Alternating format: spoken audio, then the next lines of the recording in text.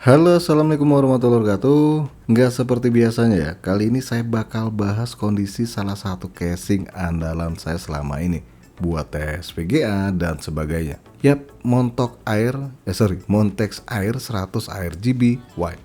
Nah, gimana kondisinya sekarang setelah 2 tahun digunakan? Nanti kita bahas ya. Kalian stop dulu videonya, bukan buat di skip tapi di subscribe kalau belum. Bunyikan lonceng, share ke teman-teman, dan kalau nggak keberatan, tekan tombol thanks. Isi kelasnya.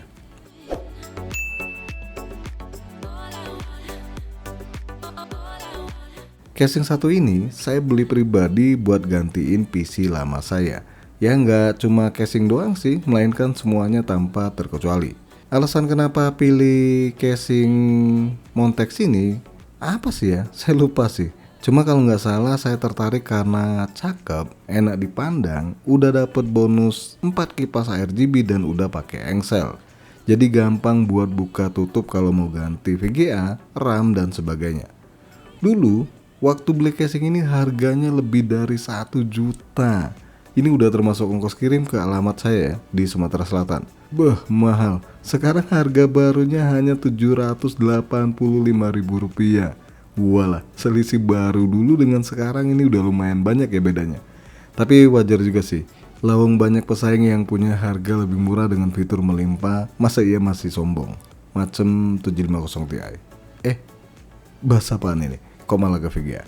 Oke deh, kita lihat kondisinya sekarang ini ya. Tapi mohon maaf, waktu masih lecek, butek, pokoknya kalau lihat bikin mata picek, ini saya lupa videoinnya. Dan waktu bikin video ini casingnya udah dimandiin, bukan mandi kembang ya, tapi dibersihkan biar kembali segar.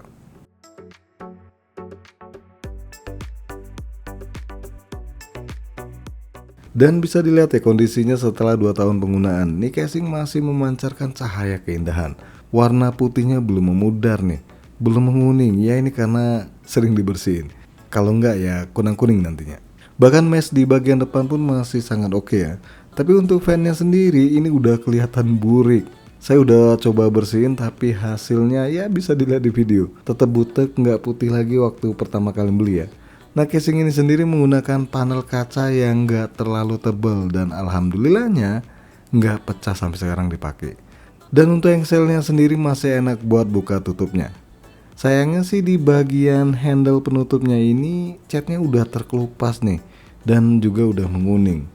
Di bagian dalam pun biar kata casingnya ini sering makan debu-debuan, catnya ini masih putih mulus ya. Sayangnya untuk penutup lubang kabel manajemennya ini juga udah menguning ya. Saya juga udah coba sikat dan bersihin tapi tetap aja kuning. Mungkin pakai Pepsodent kali biar putih kembali. Di bagian belakang casing masih oke juga nih, tapi untuk di bagian slot ekspansinya ini ada yang berkarat. Dan bagian karat yang parah ini udah lost juga nih, nggak bisa dipasang baut. Aduh, sayang banget.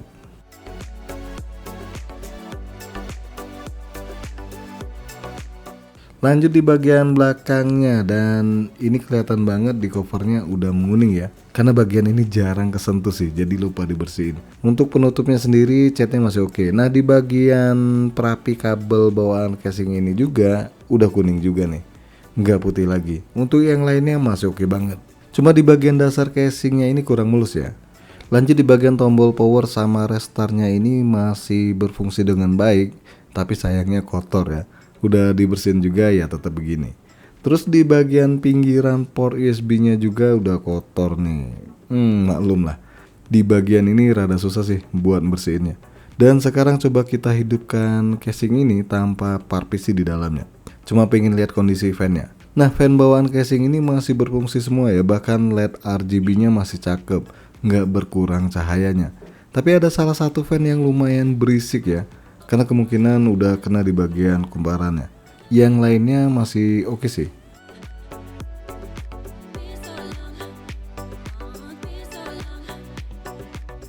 Nah, gimana menurut kalian? 2 tahun penggunaan casing ini masih cakep juga, tapi balik lagi ya ke perawatan. Kalau sekiranya males bersihin casing ya bakal dekil and kumel. Dan kalau kotorannya udah lama nggak dibersihin bakal lengket di catnya, yang akhirnya bikin casing kelihatan usang.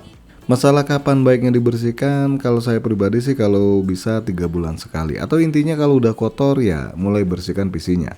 Kalau tiap hari bos, Ya nggak segitunya kali, kayak nggak ada kerjaan aja. Ini casing PC bro, bukan pakaian. Aduh.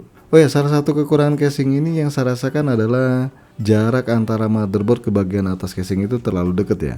So kalau pasang liquid cooler ini suka kepentok sama heatsink di motherboard atau RAM yang profilnya tergolong tinggi nih. So wajib perhatikan heatsink motherboard sama jangan pakai RAM yang profilnya tinggi banget ya, biar bisa dipasang liquid cooler di bagian atasnya. Dan untuk ruang kabel manajemen di casing ini tergolong nggak luas-luas banget sih ya. Walaupun demikian, selagi pinter atur kabelnya, ya casing ini masih oke untuk kabel manajemennya.